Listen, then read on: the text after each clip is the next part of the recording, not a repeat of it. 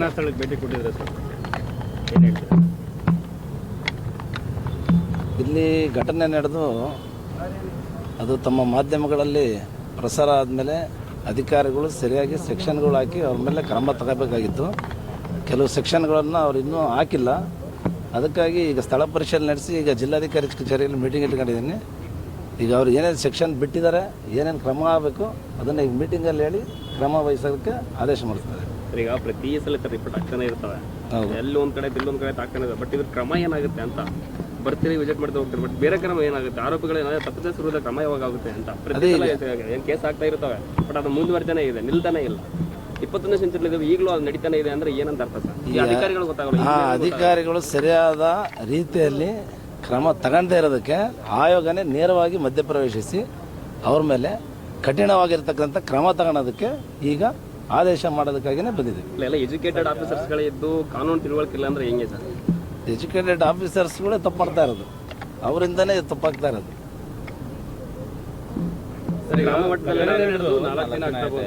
ನೀವೇ ಎಷ್ಟು ಲೇಟ್ ಆಗಿ ಬಂದ್ರೆ ಅಧಿಕಾರಿಗಳು ಇಲ್ಲ, ಲೇಟಾಗಿ ಏನಿಲ್ಲ. ನಾನು ಅವತ್ತಿಂದನೂ ಮಾತಾಡಿದ್ದೀನಿ, SP ಅವ್ರಿಗೆ ಮಾತಾಡಿದ್ದೀನಿ. ಸೆಕ್ಷನ್ ಹಾಕಿ ಅಂತೇಳಿ ನಾನು ಹೇಳಿದೆ.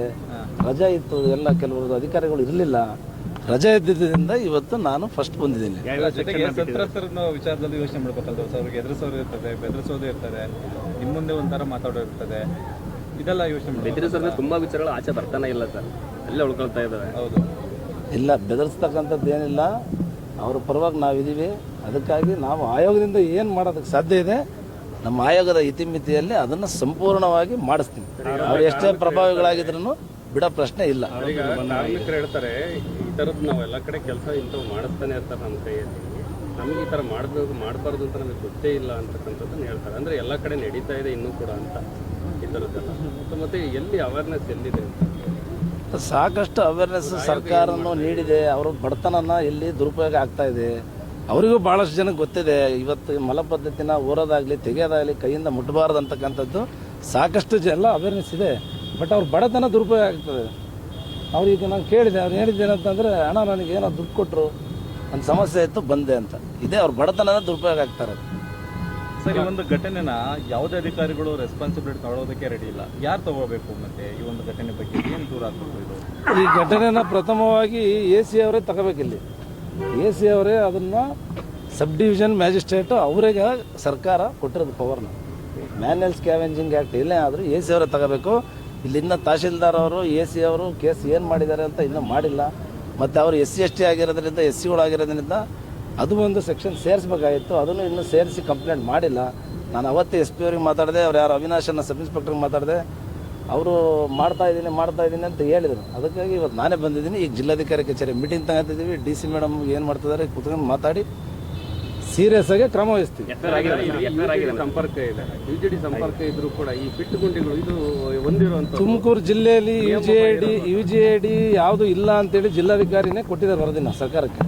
ಇಲ್ಲಿ ಯಾವುದೇ ರೀತಿಯಾದ UJDಗಳು ಇಲ್ಲ.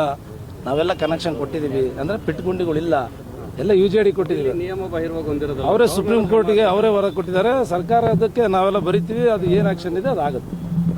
ಈ ಜಾಗದಲ್ಲಿ DC ಅವರು ಈ ಥರ ಒಂದು ಪಿಟ್ಗುಂಡಿ ಮಾಡಿರೋಂಥದ್ದು ಯಾರ ಮೇಲೆ ಕ್ರಮ ಆಗುತ್ತೆ? ಮುನ್ಸಿಪಾಲಿಟಿ ಇರಿದಾರಲ್ಲ, ಎಲ್ಲ ಚೀಫ್ ಆಫೀಸರು ಇದಕ್ಕೆ ಅನುಮತಿ ಕೊಟ್ಟಂಥವ್ರು, ಪರವಾನಗಿ ಕೊಟ್ಟಂಥವ್ರ ಮೇಲೆ ಆಗಬೇಕೀಗ ಕ್ರಮ. ಅವ್ರು ಕಟ್ಟಬೇಕಾದ ಪರವಾನಗಿ ಕೊಟ್ಟಿದ್ದಾರಲ್ವಾ, ಮತ್ತು ಅವರೇ ರೆಸ್ಪಾನ್ಸಿಬಲ್ ಇದಕ್ಕೆ. ಸರ್, ಟೊಮೊಟೊ ಕೇಸ್ ದಾಖಲಾಗಿದೆ, ಆರೋಪಿ 4 ದಿವಸ ಆದರೂ ಅರೆಸ್ಟ್ ಆಗಿದೆ, ಯಾಕೆ ಅಂತ ಅದು ನೀವು ಕೇಳ್ತೀನಿ. ಈಗ ನಾನು ಅವತ್ತೇ ಹೇಳಿದ್ದೀನಿ, ಅವ್ರನ್ನ ಮತ್ತು ಅದಕ್ಕೆ ಸಂಬಂಧಪಟ್ಟಂಥ ಅಧಿಕಾರಿಗಳನ್ನು ತಾವು ಕಂಪ್ಲೇಂಟ್ನ ಸೇರಿಸ್ಬೇಕಂತ ನಾನು ಅವತ್ತೇ ಮಾತಾಡಿ SP ಅವರಿಗೆ ಹೇಳಿದ್ದೀನಿ. ಘಟನೆ ನಡೆದು ತಿರುಗಿ ದಿವಸ ಬೆಳಗ್ಗೆ ನಾನು ಹೇಳಿದ್ದೀನಿ. ಬೇರೆ ಘಟನೆಗಳಲ್ಲಿ ತುರಿತುರಿತ ಕಾರ್ಯರೂಪ ಕೊಡ್ತಾರೆ, ಅದು 4 ದಿವಸ ಆದರೂ ದಲಿತರಿಗೆ ನ್ಯಾಯ ಸಿಗ್ತಾ ಇದೆ ಅಂತ ಅದನ್ನ ಈಗ ಚರ್ಚೆ ಮಾಡೋಣ.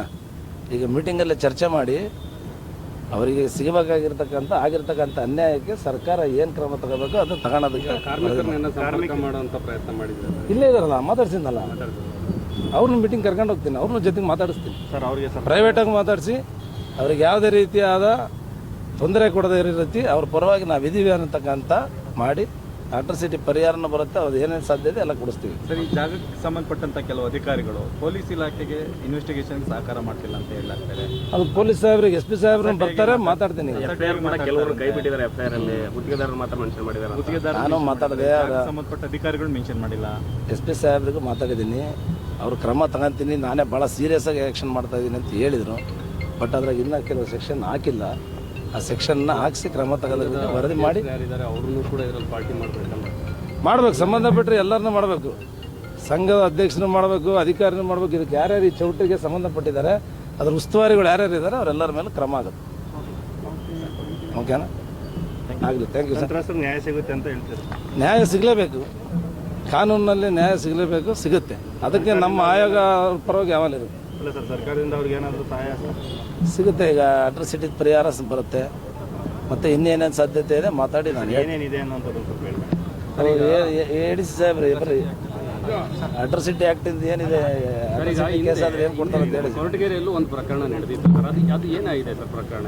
ಅದು ಕೊರಟಗೆರೆದು ಹೇಳಿದ್ದಾರೆ, ಕೊರಟಗೆರೆದು ಹೇಳಿದ್ದಾರೆ, ಮತ್ತು ಮಧುಗಿರೆಗೆ ಒಂದು ಘಟನೆ ನಡೆದಿದ್ದನ್ನು ಗಮನದಲ್ಲಿದೆ. ಎಲ್ಲದನ್ನು ಕುತ್ಕೊಂಡು ಕೂಲಂಕುಷವಾಗಿ ಚರ್ಚೆ ಮಾಡಿ ಜಿಲ್ಲಾಧಿಕಾರಿಗಳ ಜೊತೆ ಸರ್ಕಾರಕ್ಕೂ ಇದ್ರ ಬಗ್ಗೆ ಸೀರಿಯಸ್ ಆಗಿ ತುಮಕೂರಲ್ಲಿ ನಡೀತಕ್ಕಂಥ ಘಟನೆಗಳ ಬಗ್ಗೆ ಸರ್ಕಾರಕ್ಕೆ ವರದಿ ಮಾಡ್ತೀನಿ. ಈ ಥರದೊಂದು ಪೆಟ್ಟುಗುಂಡಿಗಳು ಜಿಲ್ಲಾಧಿಕಾರಿಗಳಿಗಾಗಲಿ ಅಥವಾ ACಗಳಿಗಾಗಲಿ ಅಥವಾ ಕಮಿಷನರ್ಗಾಗಲಿ ನಾಲೆಡ್ಜ್ ಇರಲ್ಲ ಸರ್. ಅವ್ರಿಗೆ ಗೊತ್ತಿಲ್ಲದೆ ಇರೋಂಥ ಮಾಡೋದು, ಆಯ್ತಾ? ಇದರಲ್ಲಿ ಅಲ್ಲಲ್ಲ, ಅವ್ರಿಗೆ ಗೊತ್ತಿರಲ್ಲ. ಈ ಮುನ್ಸಿಪಾಲಿಟಿ ಪರ್ಮಿಷನ್ ಕೊಡ್ಬೇಕಾದಾಗ ಅವ್ರಿಗೆ ಗೊತ್ತಿರುತ್ತಲ್ಲ. ಇಲ್ಲಿ ಒಬ್ರು ಎಲ್ಲ ಕಂದಾಯ ಅಧಿಕಾರಿಗಳು, ಅವ್ರು ಮುನ್ಸಿಪಲ್ ಆಫೀಸರ್ಸ್ ಇರ್ತಾರಲ್ಲ ಇಲ್ಲಿ ಕೆಳಗಡೆ.